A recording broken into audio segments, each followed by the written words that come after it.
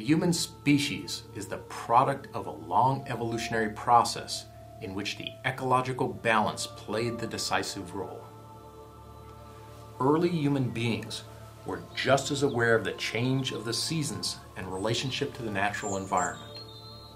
Seasonal changes brought different food sources, and their great ceremonies were held to coincide with seed time and harvest and their religious observances.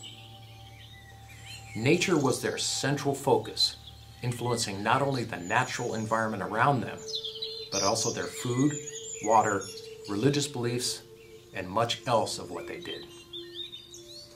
Many early civilizations were not resilient because they did not observe a balance with nature.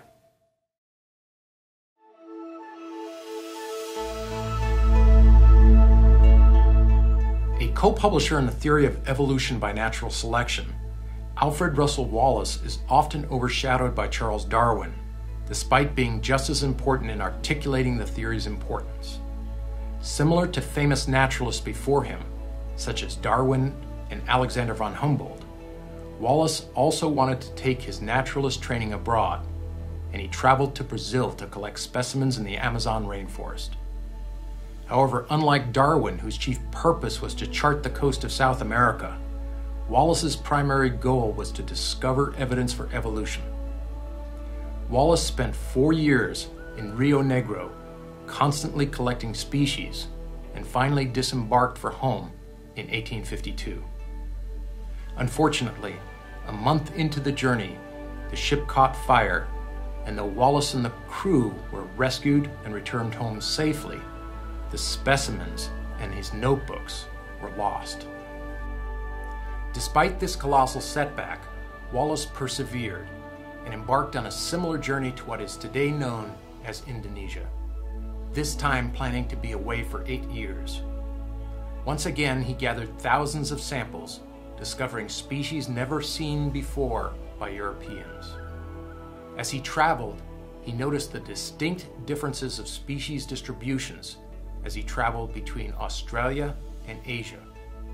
He described the differences as what is today known as Wallace's line, which lay directly on the meeting of 2 continental plates and accidentally providing support for plate tectonics, though his only evidence was animal distribution.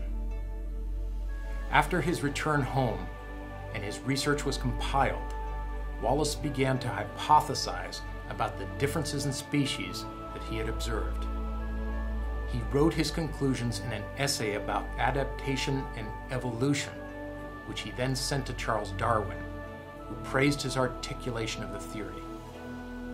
Although both men had the same ideas, it was ultimately Darwin who was able to develop them further and receive most of the praise, though he himself gave significant credit to Alfred Russel Wallace.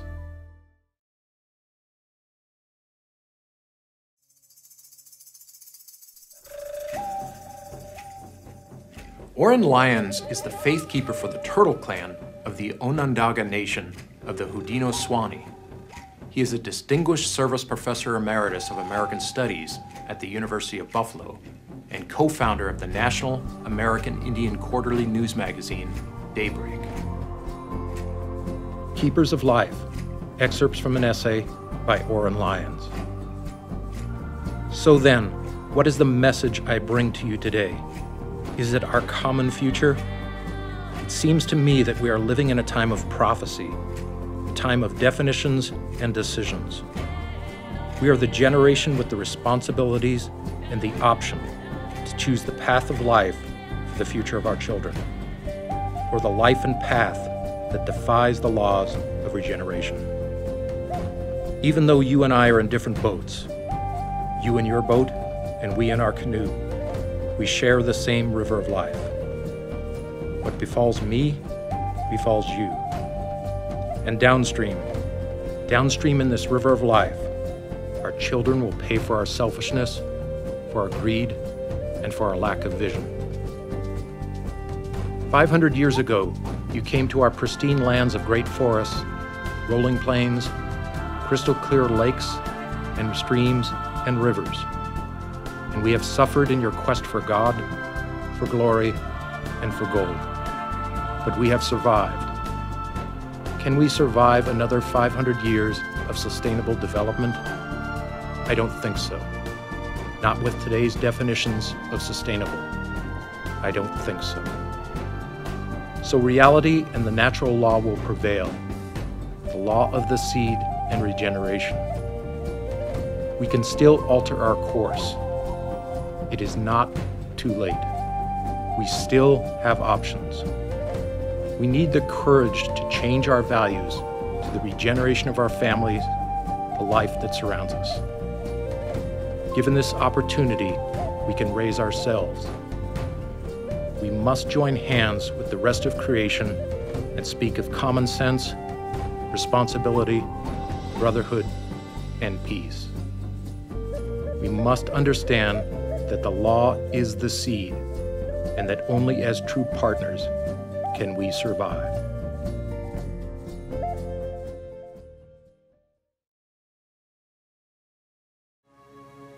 There are maladaptive kinds of resilience.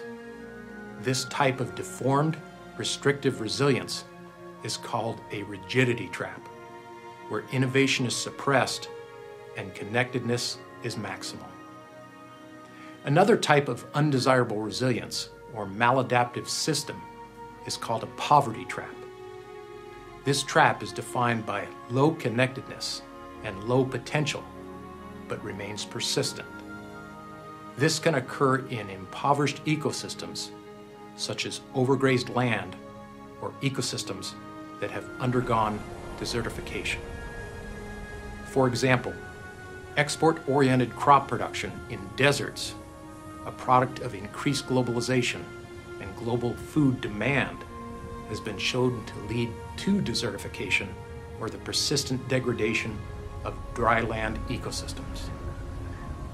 Approximately 10 to 20% of dry land regions are degraded and desertification is rapidly occurring. Most dry land regions are home to impoverished populations in developing countries who are dependent on critical ecosystem services through hunting, farming, and grazing. These populations rank lowest on most quality of life indices, such as infant mortality, per capita income, and human well-being. These social ecological systems are operating in an impoverished alternative state where ecological resilience has been lost and the ecosystem has passed a threshold and transferred into an unproductive state. This loss of ecological resilience forces either human adaptation in the form of abandonment and migration or diminished quality of life and the utilization of various coping strategies. This is not an ideal state, but it is an alternative state of this system, and it is resilient through persistence, regardless of future change. However, desertification is an alternate state that is both socially and ecologically undesirable. Part of determining if a system is resilient or not is context dependent and in reference to some ideal or desirable state.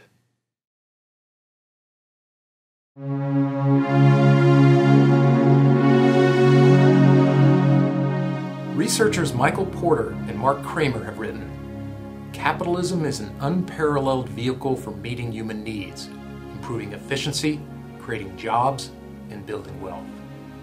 But a narrow conception of capitalism has prevented business from harnessing its full potential to meet society's broader challenges.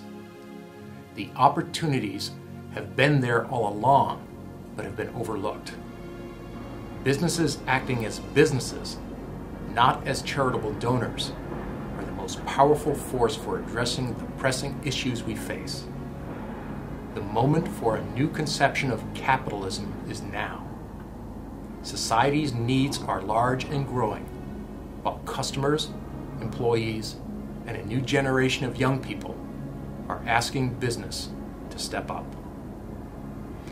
In a 2011 article in the Harvard Business Review, a concept in business management that addresses benefits for society are forwarded, called Creating Shared Value, or CSV.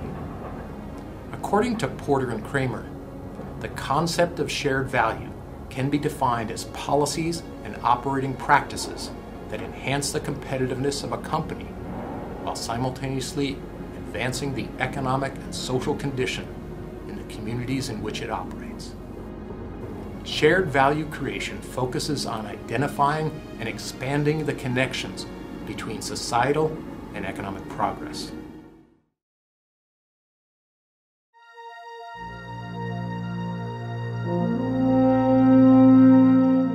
Our culture of waste is most directly seen in our plastic footprint. The same qualities that make plastic a remarkable material also contribute to its challenges as a waste material and a source of environmental pollution. The plastic we find in the oceans may be there, largely unchanged, for decades or centuries, with an impact to a marine ecosystem we once thought too large to ever suffer irreversible damage from human activity. As well, the chemical properties of many plastics contribute to risk concerns in highly contaminated environments and in human food chain exposures. A significant contingent of the research community and a substantial body of published research work suggests that human food and water contaminated by chemicals from plastics is a risk to health, with linkages to endocrine disruption and a myriad of diseases. That these chemicals from plastics are found in human tissues is now clear, even if the linkage to human disease is confounding and difficult to establish beyond correlation. The future of any oil-based product, like plastic, is certain to be difficult and expensive as a result of a future of declining oil reserves. Many consider the solution is to embrace a cultural shift away from our single-serving, single-use mentality. Establishing a composting program, like Germany in the European Union, so that bioplastics can actually be composted, is a clear choice for communities and for packaging manufacturers. That we transform the cycle of consumption is key, but there is a need for new materials sourced for biodegradation and ease of recycling. And as individuals and communities, we need to recycle. Our own personal choices will help define the advance or retreat from our society's plastic footprint.